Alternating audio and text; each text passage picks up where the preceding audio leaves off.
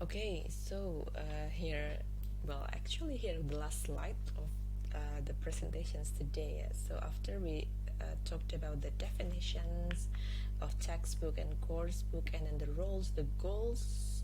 What else? I forgot. Yeah, the roles, the goals, or what is it? The types. Yeah, the types of published materials. Okay, now we come to the criticism. Of course, yeah. Textbooks also are also given like criticism for from some people there. So the first criticism is the authenticity of language. So people tend to say like the languages in the textbook is not authentic. It is made. It doesn't reflect the real life conditions. It doesn't reflect the real life expressions, for example. I take this from Richard. So this is an example of like comparison between the language functions or the expressions in the textbook from the contemporary textbooks, and also the examples in real life conversations or real life conditions. Like for example, when people say when people use the function of agreement and disagreement, people say, I do agree with you, I totally agree with you, that's what's written in the textbook, but in real life probably some of them are just not okay. uh, and then or uh, just give like just kind of expressions like that, or just simply yes, okay. Or when they are disagreeing, for example, I don't agree with you, that's not right. But in real life probably they just only say but. Oh well, that's good, but okay. So that kind of vibe, yeah. And then suggestions as okay. So the expressions written in the textbook usually like this: I suggest that, I propose that, what about blah blah blah. But sometimes it's a bit different in real life conditions when we suggest people to do something like probably we could blah blah blah, so if blah blah blah, and so on. Or interrupting, yeah. Sorry to interrupt, but if I may interrupt, could you, sorry, can you just say something that's for what's written in the textbook? But sometimes in real life we just hear the expressions like only simply but. Yes, but I got what, sorry. So things like that. So this is just one example of the criticism related to the authenticity of the language in the textbooks from Richards 2015. So what solutions then does the material developer can provide with that, with this what with this problem or with this criticism? In my mind, it's simply like this: try to relate,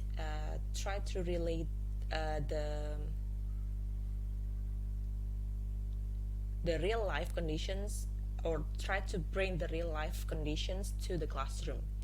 Give the model text, or give the model text or examples of the text from real life conditions, so that really reflect the real situations, yeah, in terms that languages are used. Say for example, like when we teach advertisement, so our students are given the real advertisement from the internet, from in our real life condition or situation. So we give them like not only written advertisement, but also the advertisement in the form of video, like commercial break, like commercial video. There are so many actually on YouTube. And then we can also provide them with the written advertisement. It's okay, but do not make it by ourselves. So we give them input text. So remember that one of the component of text is input, yeah. So we give them authentic input, like we provide them with the real advertisement from the website's company, for example. I remember when I was in semester I got a big project, a major project from my lecturer. And my lecturer asked me to ask us, yeah, my friends and I, in my classmates and I, to compile, to make a clipping of the authentic materials. So it's like compilations of authentic materials from, because at the time internet is not today, yeah, it's not like today. So at the time we mostly took the materials from newspapers, from magazines, uh, and then yes, we made compilations and what is it, compiled them all in like one place, like clipping, clipping of the authentic materials. And actually that kind of materials can be used in the classroom context. And now, so we as the material developer can also do the do that kind of thing, instead of creating the text by ourselves. Yeah, instead of, for example, if in this chapter we are going to teach advertisement for the students, instead of making the advertisement by ourselves, yeah, why not try to find the real advertisement from the newspapers, or from the websites company, or from the YouTube for the commercial break video, for example. That is more authentic, right? But people also said that, well, authentic materials or authentic text is too difficult for the students. Well, it's not. There are actually some ways actually to make it feasible for the students. We can adjust the difficulty, we can adjust the text, we can modify the text to be, what is it, to what is, to make it suitable, to make it appropriate with our students proficiency level, for example. And then okay, so that is authenticity, yeah. Now we move to the second criticism, that is representations of content. So representation of content.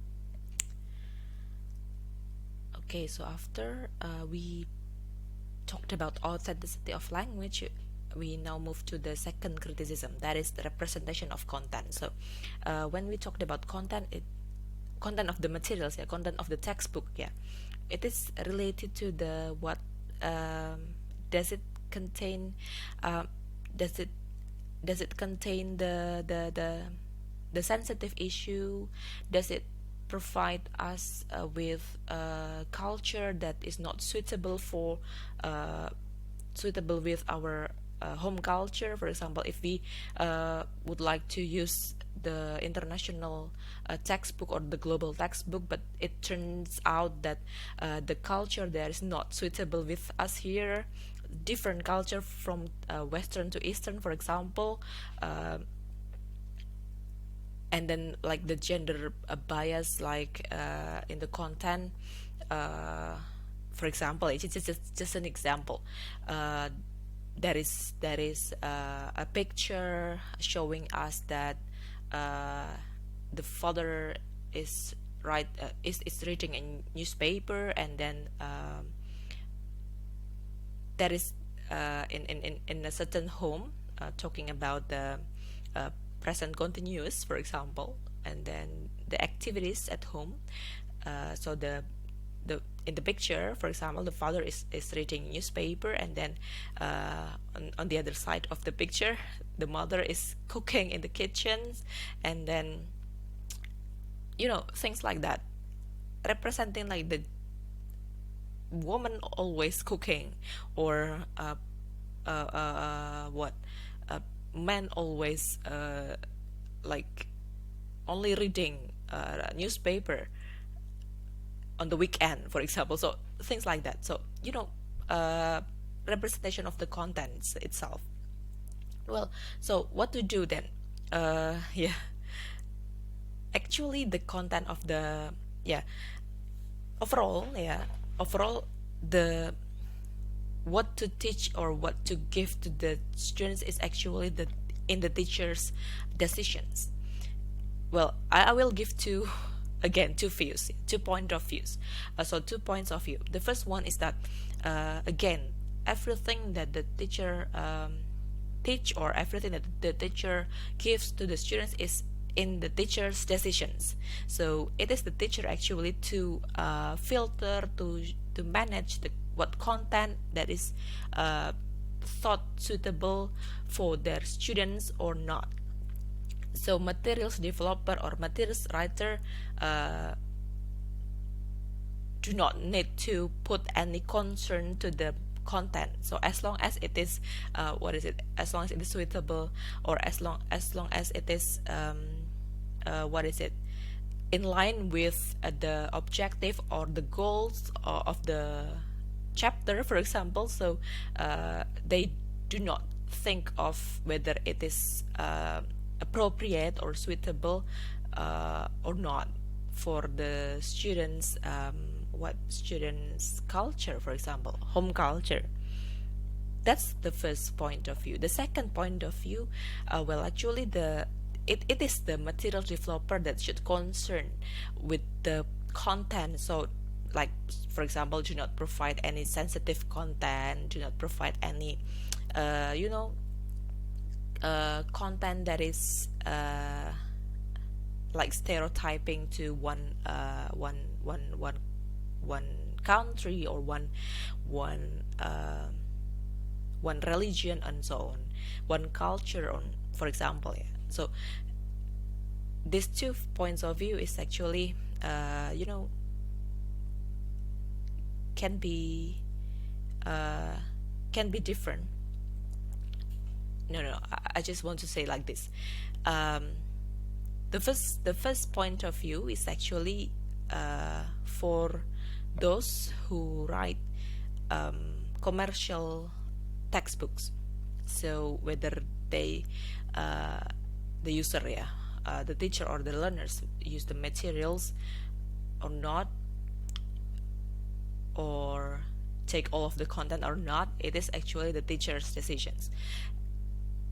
But for the second point of view, it is actually for those who write materials for the ministry, you know, because they, ya, seperti yang tadi saya sampaikan, ya, because the material developer who develop the materials from the Ministry of Education, from the government, for public school or for state school, they have like missions, they have got like guidelines from the ministry about how to create the materials or the content. So that's why it is their concern about the representation of content itself. So like this, I will try to explain in bahasa Indonesia in case you are in difficulty to get my point. Jadi untuk yang representation of content itu ada dua. Jadi konten textbooknya gitu loh, kayak materinya, kemudian kayak wah ini tuh kok nggak sesuai. Misalkan kalau kita mau melihat kayaknya ini kok nggak sesuai dengan budaya kita, misalnya kalau kita mau mengadaptasi buku dari luar misalnya. Kemudian, nah ada dua pandangan. Yang pertama adalah ya udah, itu tuh bukan concern atau bukan kewajibannya si materials developer untuk memikirkan apakah konten ini cocok atau tidak untuk budaya dari negara itu atau enggak, kayak gitu kan. Itu bukan ranahnya kayak gitu. Tapi itu adalah kewajibannya si guru untuk memfilter, memilih mana sih yang cocok, mana yang tidak. Jadi materials developer atau textbook writer itu ya simply hanya nulis, hanya bikin teks saja, hanya bikin buku saja kayak gitu. Itu biasanya poin pandangan yang pertama ini ya bisa jadi untuk mereka yang menulis untuk commercial books gitu ya. Jadi untuk publisher book yang komersial atau untuk international atau global textbook kayak gitu ya. Bisa, itu masuk point of view. Itu pandangan yang pertama itu masuk di sana. Tapi pandangan yang kedua adalah ya ini tuh bukan cuma concernnya guru, tapi si material writer atau textbook writer juga perlu memikirkan konten juga kayak gitu. Apakah budaya, misalkan budaya, kalau ngomongin kayak gini menyinggung budaya tertentu nggak sih? Kalau ini antara gender laki-laki dan perempuan itu sudah netral belum sih kayak gitu. Jadi netral. Kemudian untuk yang pandangan kedua ini biasanya di aplikasikan oleh mereka yang menulis textbook untuk pemerintah seperti itu ya, untuk public school, untuk sekolah menengah, ya sekolah menengah umum kayak gitu ya, sekolah negeri. Nah, karena tadi kalau untuk mereka yang menulis untuk government itu mereka biasanya sudah dibekali dengan guidelines. Kan tadi saya sampaikan juga ya di awal, misalnya seperti dulu saya pernah menulis buku, kemudian sudah dibekali sama kementerian dari pusat kurikulum dan perbukuan itu untuk menuliskan nama, bahkan kayak cuma nama karakter orang atau anak yang ada di buku itu merepresentasikan Indonesia. Jadi tidak hanya yang di Jawa saja, tapi juga nama-nama yang kira-kira dari luar Jawa itu dimasukkan kayak gitu. Pun demikian dengan ilustrasi wajah dan appearance-nya. Kalau teman-teman lihat buku kementerian itu kan dia ada banyak tokoh dan itu mencerminkan anak-anak Indonesia.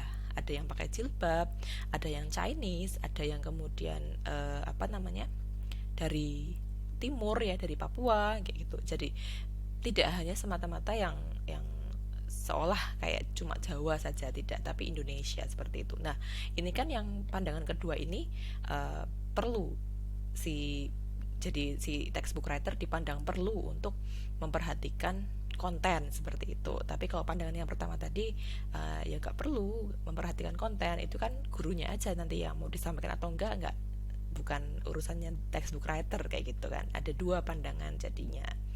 Jadi tergantung Anda nanti akan menulis buku untuk siapa seperti itu ya. Apakah bukunya akan dijual commercially? Tapi commercially di sini maksudnya adalah memang tujuannya bukan untuk ya intinya bukan untuk ikut ini ya. Soalnya kalaupun jadi di event yang commercially itu untuk buku teks pelajaran itu juga ada kayak kayak standar penilaiannya dari pemerintah juga kayak gitu. Jadi kalau misalkan mau menulis buku kemudian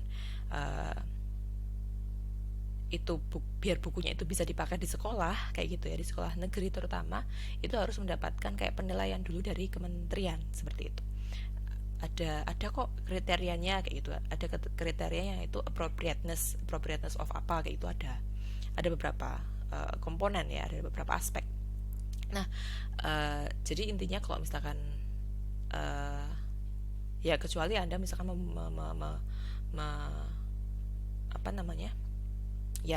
well, it's actually on you kayak gitu ya. It's actually on you which points of view or which side do you want to choose and why. It depends on your teaching belief. Kemudian yang terakhir adalah textbook versus teacher made or locally made materials. Jadi katanya textbooks sama yang pokoknya yang cocok untuk students ya, yang dibuat sama teachernya, karena teachernya yang paling tahu kebutuhan dari siswanya. But it's again, it depends. So what will happen if there is a new school and the English teachers there are still having less experience in teaching or in developing materials? So that's not good as well, right? So then the school still need textbook to accompany the teaching and learning process. So again, it depends on the teacher competence. It depends on the teacher's proficiency level and so on. If the teacher is not the language teacher, the English teacher is not proficient enough, for example, to produce the learning materials, like for example he or she tries to develop or to write materials or talks for their students, but they failed. Their grammar isn't not good, or they put so many sentence incorrectly or grammatically incorrect, then textbooks will be better. Yeah, but if the teacher is capable enough for writing their own materials, that's fine. Yeah, that's will be better. So again, this is depend on the students needs. Yeah, on the students conditions, on the students proficiency level, and also the teachers conditions as well, so the school conditions, school context. Okay, so thank you for listening and watching. That's all. We will have like discussions in our group later on. If you have any questions, please don't hesitate to ask me. Yeah, thank you so much. Wassalamualaikum warahmatullahi wabarakatuh.